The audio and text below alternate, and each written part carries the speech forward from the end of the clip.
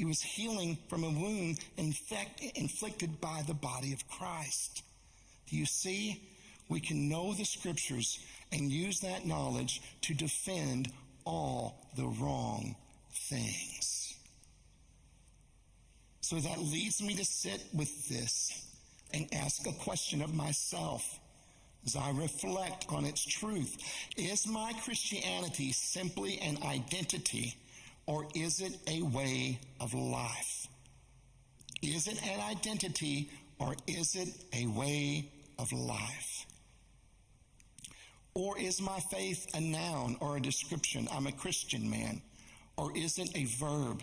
Is it something that you see in the actions I pursue in the mundane details of life?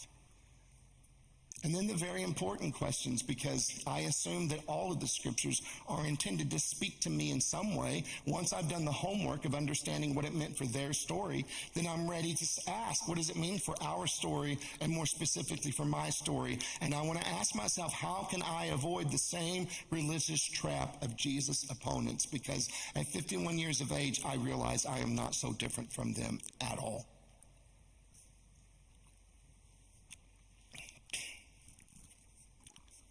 We must ask ourselves, am I zealous for a life characterized by intimacy with Jesus, or have I settled into the quiet desperation of lukewarm churchianity?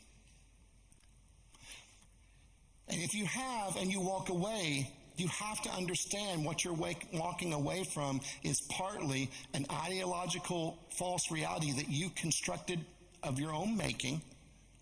And you've gone with the flow of lukewarm churchianity, and when you walk away the faith, you're thinking that Christ failed you, but he didn't. Christ hasn't been tried. He was substituted by a churchianity that began to occupy your emotions and your devotion.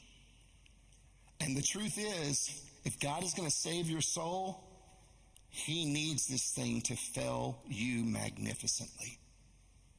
Because when that crumbles, we are ready for a humility that clears out the cloudiness of our thinking and understand that following churchianity and being faithful to Christ are not the same thing.